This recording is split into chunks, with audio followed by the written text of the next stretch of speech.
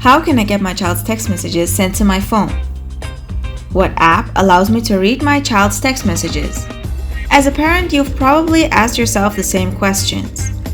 In this video, we'll discuss 3 methods that parents can use to monitor their kids' text messages, including checking the device directly, using built-in parental controls, and using third-party monitoring software.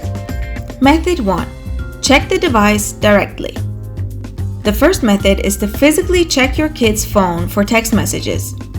This method is fast and easy to do, and it doesn't require any additional setup or software. However, your child may find out that you've checked their messages and may be less likely to be honest with you in the future.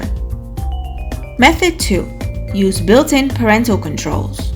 The second method is to use the built-in parental controls on iPhones and Android devices.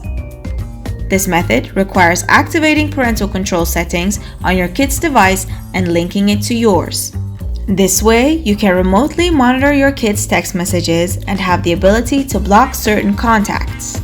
The downside is that in this method, features are limited and there's not much you can do. Method 3. Use third-party monitoring software.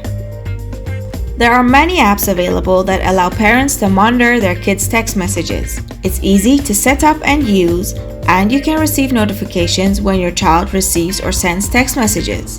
However, most parental control apps have a subscription fee. Legal and ethical considerations.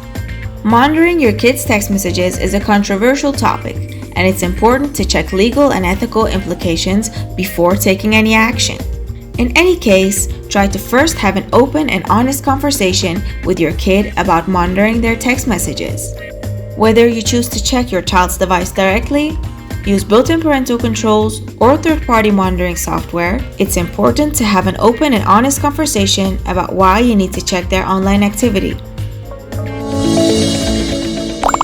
If you found this information helpful, please subscribe to our channel for more parenting tips and advice.